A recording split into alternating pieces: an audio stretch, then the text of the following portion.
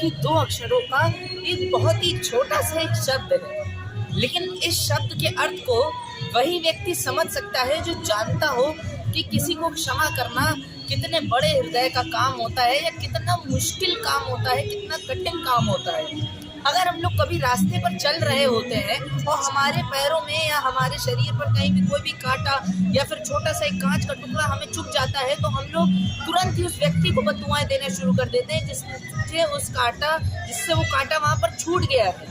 लेकिन आप एक बार सोच कर देखें कि दूसरों को सत्य की राह पर चलाने के लिए और दूसरों को अंधविश्वास के जाल में से बाहर निकालने के लिए अगर कोई व्यक्ति अपने सर पर कीलों का ताज पहनकर और अपने हाथों पैरों को झुकवाकर सलीब पर लटक जाए तो उस व्यक्ति को हम क्या कहेंगे? जी हाँ दोस्तों, मैं बात कर रहा हूँ जीसस क्राइस्ट के बारे में, जिनका पूरा जीवन ही प्रेम और करुणा का एक ग्रंथ था।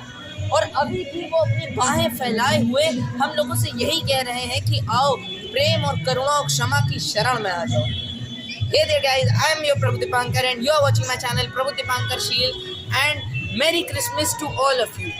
सभी जानते हैं कि 25 दिसंबर को जीसस क्राइस्ट का जन्म हुआ था, लेकिन क्या आप ये जानते हैं कि 33.5 ईयर्स की इतनी अल्पायु में वो दूसरों को बचाने के लिए रोमन षड्यंत्रकारियों के आगे आकर खड़े हो गए थे कि नहीं, आप इन लाचार लोगों के साथ में ये अन्याय नहीं कर सकते हैं। मैं सत्य को सत्य बोलता रहूँगा, मैं झूठ नहीं बोलूँगा, आप ये इनके साथ नहीं कर सकते। तो रोमन राजाओं ने इनके खिलाफ एक पूरा षड्यंत्र रचा और इनको उस समय की सबसे ब्रूटल डेथ पनिशमेंट दी, जो पनिशमेंट सिर्फ वहाँ के टेररिस्ट्स को दी जाती थी। आप एक बार खुद सोच कर देखिए कि उनके खुद के हाथ पैर ठुके हुए थे उस सलीब में, लेकिन फिर भी वो अपने सिर को ऊपर करके यही कह रहे थे कि हे ईश्वर, इन मनुष्यों को माफ़ कर देना, इन्हें नहीं पता है कि ये क्या कर रहे थे। एक ऐसी क्षमा की मूर्त जिनका 25 दिसंबर को जन्मदिन है, लेकिन आज जहाँ पर यूरोप में जहाँ पर इनके दिए गए विचारों को मानने वाले लोग रहते हैं, जो कि पहले बहुत ज़्यादा लड़ाई किया करते थे, लेकिन अब वहाँ पर लड़ाई का कोई भी नामो निशान हमें नज़र नहीं आता। लेकिन अफ्रीका और एशिया और तमाम जगहों पर आज भी लड़ाई के बादल छाए हुए हैं। जब भी न्यूज़पेपर उठाकर हम लोग उसे देखते हैं तो हम लोग यही पाते हैं कि इसने यहाँ बम गिरा दिया, इस देश ने यहाँ बम गिरा दिया, इतने लोग मर गए, इतने लोग सर्वाइव नहीं कर पाए, इतने औरतें मर गई, इतने बच्चे मर गए।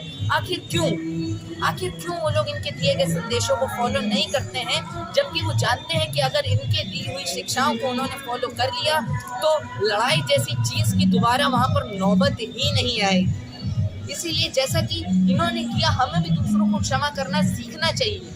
और जो लोग इनकी जीवनियों को जानते हैं वो इनकी दी हुई शिक्षाओं को नहीं जानते, और जो इनकी दी हुई शिक्षाओं को जानते हैं वो उसे समझना नहीं चाहते। सिर्फ 25 दिसंबर के दिन को सेलिब्रेट करके भूल जाते हैं सारी चीज़ें, जबकि हमें ऐसा नहीं करना चाहिए। हमें उनकी दी गई शिक्षाओं को और उनके दिए गए संदेशों को हमेशा अपनी लाइफ में उतारना चाहिए, उन्हें मानना चाहिए, जिसके बाद उन सबको क्षमा करना चाहिए प्रेम से, करुणा से। जिसके बाद लड़ाई जैसी चीज़ की नौबत हमारे जीवन में भी कभी नहीं आएगी। आज मैं आप लोगों से बस इतना ही कहना चाहता था। Thank you very much for watching my video till the end and merry Christmas to all of you.